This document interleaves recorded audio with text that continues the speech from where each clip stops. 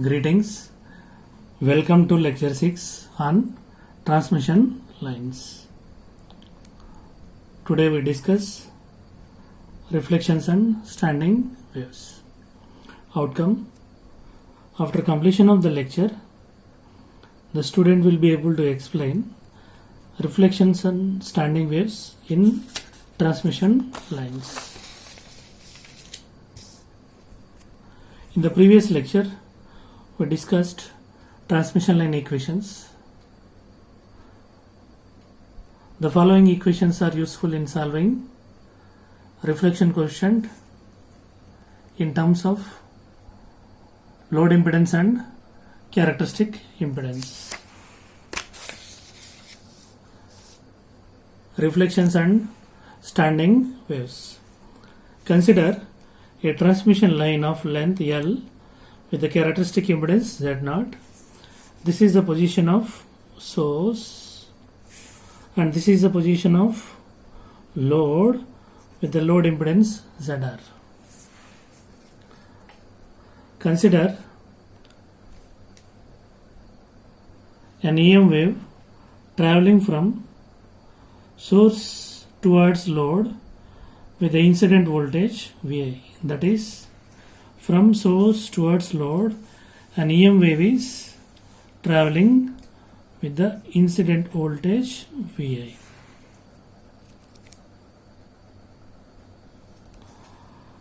When the load impedance of transmission line is equal to the characteristic impedance, there is no reflection of energy takes place from load towards source. That is, when ZR is equal to Z0, VR is equal to 0. When the load impedance of transmission line is not equal to the characteristic impedance, there is reflection of energy takes place from load towards source. That is, when ZR is not equal to Z0, VR is not equal to 0. Means when ZR is not equal to Z0, VR reflected voltage is not equal to 0. That is, there is a possibility of reflections from load towards source as follows, with the reflected voltage VR.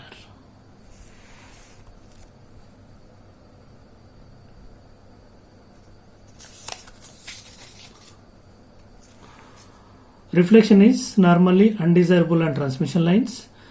The reflection will be maximum when the line is open circuited or short circuited and will be 0 when ZR is equal to Z0. The combination of incident wave and reflected wave gives rise to standing wave of voltage with definite maxima and definite minima along the line shown in figure below. Standing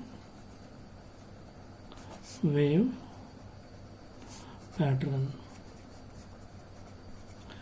It is a standing wave pattern with definite maxima and definite minima, where Vmax is equal to modulus of Vi plus modulus of VR. V minimum is equal to modulus of Vi minus modulus of VR.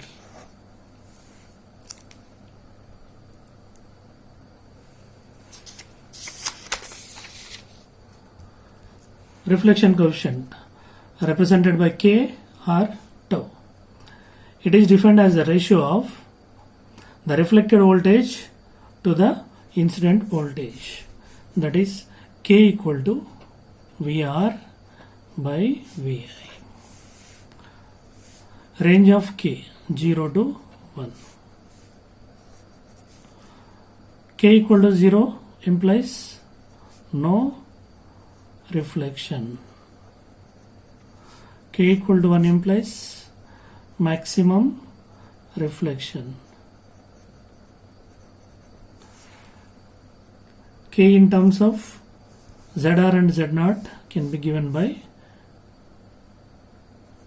ZR minus Z0 by ZR plus Z0.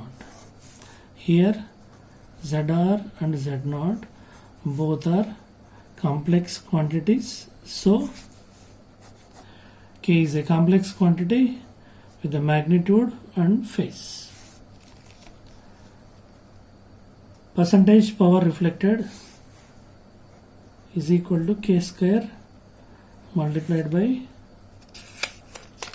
100. Voltage standing wave ratio. It is defined as the ratio of maximum voltage to the minimum voltage of the standing wave pattern.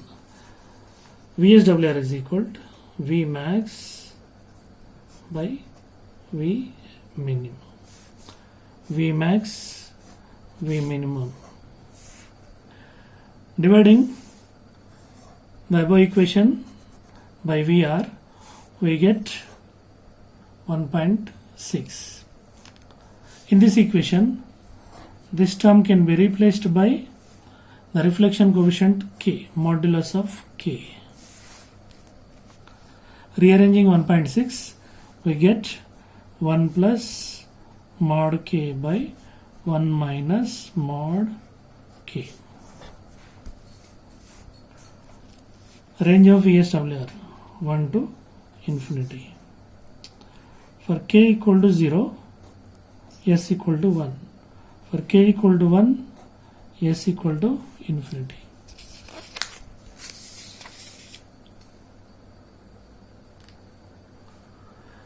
Reflection coefficient in terms of ZR and Z0.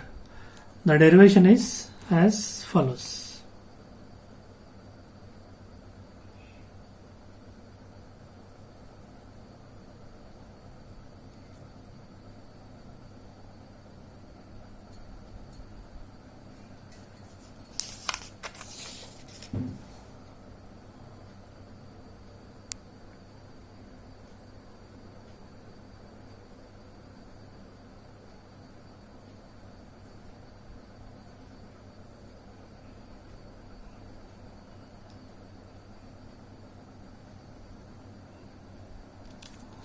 It is the final equation. K is equal to ZR minus Z0 by ZR plus Z0. Summary.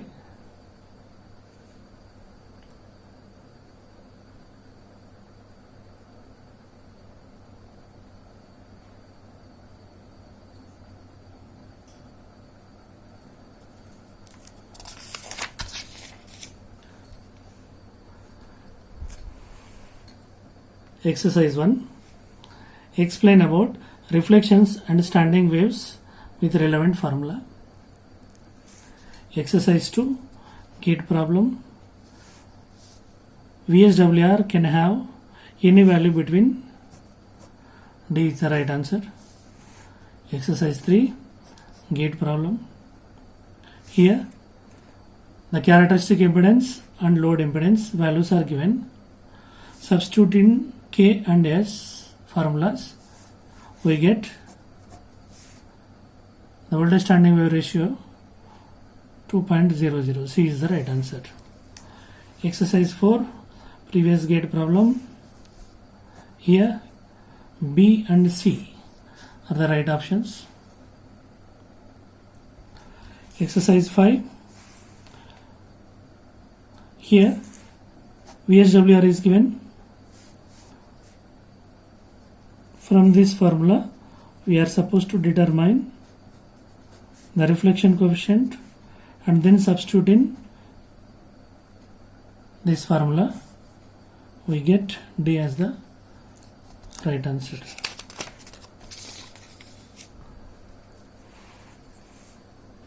Six gate problem. S equal to 3. Determine K from this. Substitute in K square 10. B is the right option. Exercise 7. gate problem. Z0 is equal to 50 ohms, ZR is equal to J 100 ohm. Substitute these values in this formula. Determine the magnitude of K. Again substitute mod K in VSWR formula. We get D as the right answer. Exercise 8. Here VSWR and reflection coefficient values are given. K is same. Substitute K equal to 0.1. We get S equal to 1.222.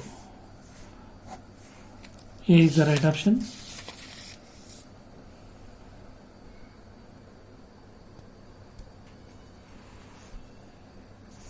Exercise 9. Gate problem. In the circuit shown, all the transmission line sections are lossless. The VSWR on 60 ohm line is. Here we have 3 transmission line sections, T1, T2, T3. T1 with Z0 is equal to 60 ohm, T2 Z0 30 ohm. It is a short circuited quarter wavelength. T3 Z0 is equal to 30 root 2 quarter wavelength terminated with 30 ohm. We are supposed to determine VSWR on T1. Now for T2 section, input impedance is equal to 30J by substituting in the relevant formula, and for T3 Zin is equal to 60 ohm. VSWR on T1 section means here the characteristic impedance is equal to 60 ohm, and this is 30J, and this is 60 ohm. This particular part become the load impedance. Here Z0 is equal to 60 ohm, ZR is equal to 60 plus J 30 ohm. Substitute in the reflection coefficient formula and then VSWR. We get B as the right answer. In this problem, Z0 is given, ZR is given, length of the transmission line 30 meters, F is equal to 2 megahertz. From these two, we can determine voltage standing wave ratio, reflection coefficient. Now, beta L, omega L by Vp is equal to 2 pi by 3. Here, the third one is input impedance of the transmission line. This is the formula in terms of beta L, ZR and Z0. Here beta L is equal to 2 pi by 3, ZR 50 ohm, ZR is equal to 60 plus J40, Z0 is equal to 50 ohm. Substituting all the parameters in this equation, we get Zin value as given.